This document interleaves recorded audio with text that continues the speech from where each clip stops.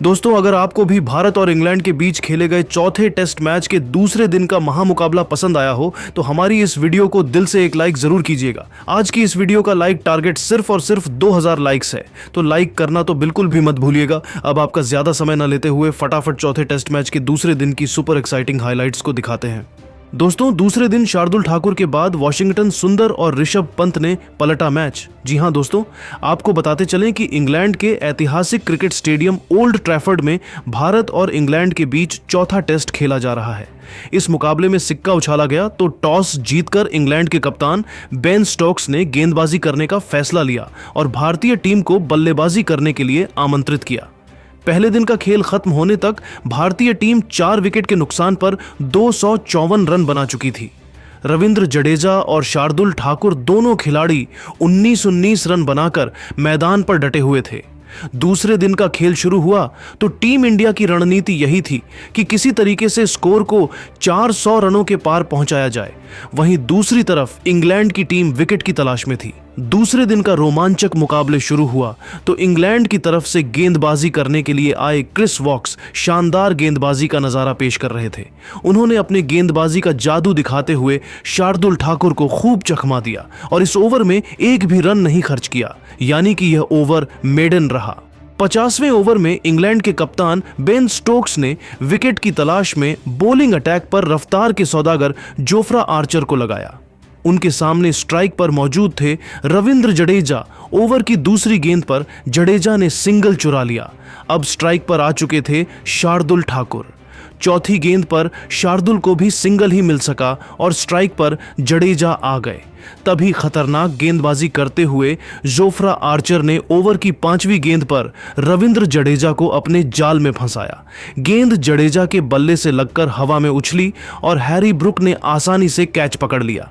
इस तरीके से टीम इंडिया को 266 रनों के स्कोर पर 5वां बड़ा झटका लग गया। जडेजा ने शार्दुल ठाकुर के साथ मिलकर 5वें विकेट के लिए 31 रनों की साझेदारी की।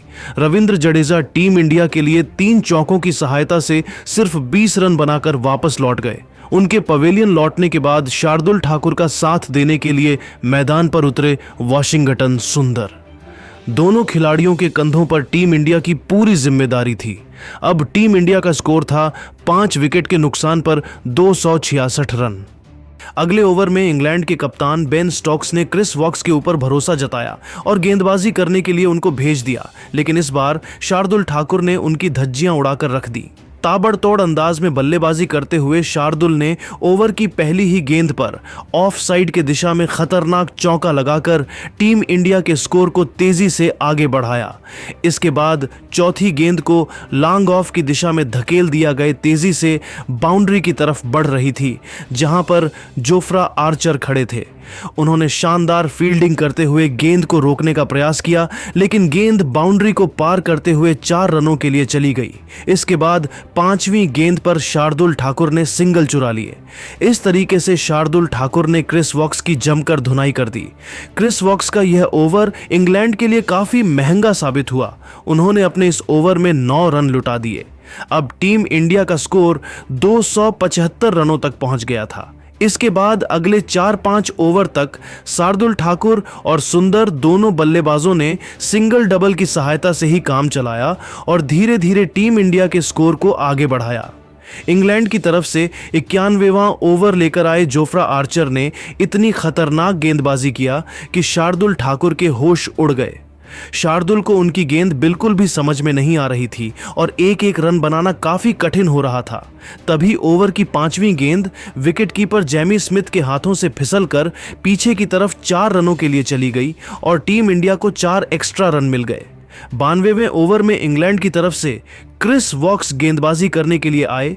यहां पर टीम इंडिया के दोनों बल्लेबाज सिर्फ सिंगल के साथ ही काम चला रहे थे। तभी ओवर की अंतिम गेंद को वॉशिंगटन सुंदर ने लेग साइड की दिशा में धकेल कर 2 रन बटोर लिए और टीम इंडिया के स्कोर को 288 रनों तक पहुंचा दिया। शार्दुल ठाकुर और वॉशिंगटन सुंदर दोनों खिलाड़ी पूरी तरीके से मैदान पर सेट हो चुके थे और टीम इंडिया के स्कोर को आगे बढ़ा रहे थे, जबकि दूसरी तरफ इंग्लैंड की टीम को विकेट की तलाश थी। 93वें ओवर में दोनों बल्लेबाज एक भी बाउंड्री नहीं लगा सके और सिंगल की सहायता से 2 रन जोड़े। इंग्लैंड की तरफ से 94वां ओवर लेकर आए क्रिस वॉक्स। ओवर की तीसरी गेंद इंग्लैंड की मिस फील्डिंग की वजह से बाउंड्री को पार करते हुए 4 रनों के लिए चली गई। चौथी गेंद को वॉशिंगटन सुंदर ने ऑफ साइड की दिशा में धकेल दिया और चीते की रफ्तार से दौड़कर 2 रन पूरे कर लिए। 5वीं गेंद पर उन्होंने एकल लिया। इस तरीके से क्रिस वॉक्स ने अपने इस ओवर में 8 रन लुटा दिए।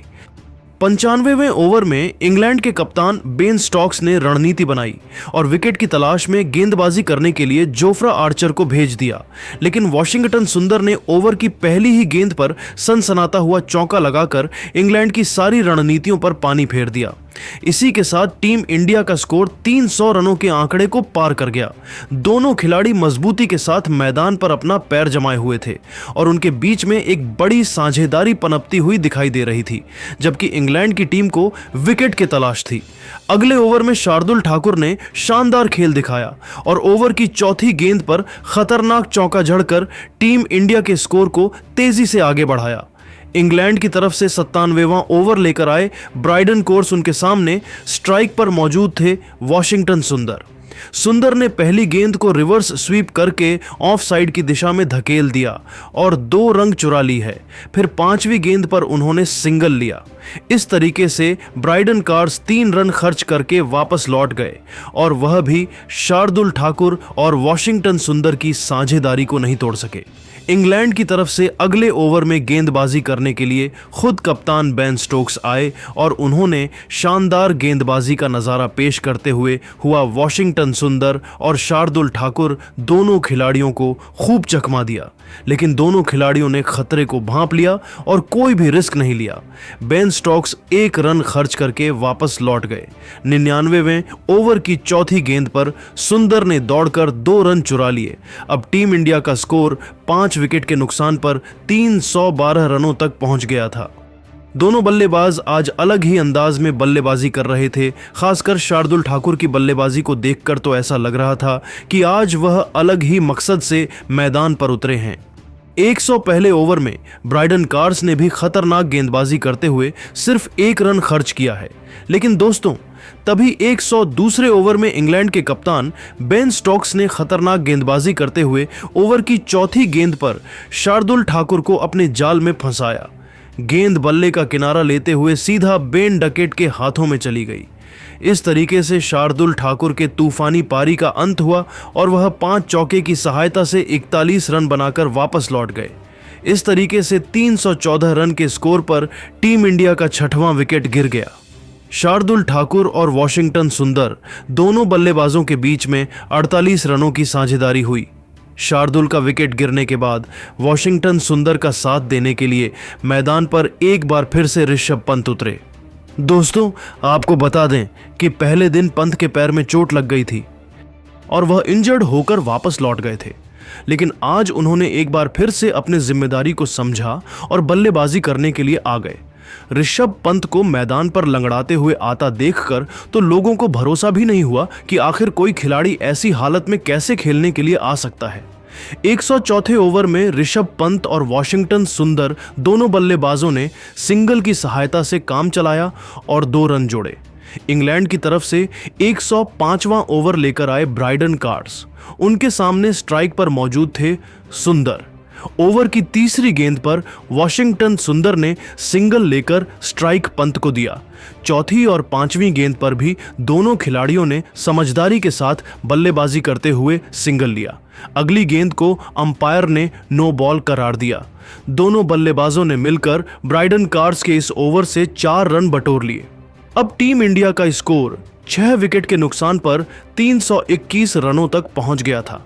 लेकिन दोस्तों इसी दौरान मैनचेस्टर के मैदान पर घनघोर बारिश शुरू हो जाती है और मैच रुक जाता है।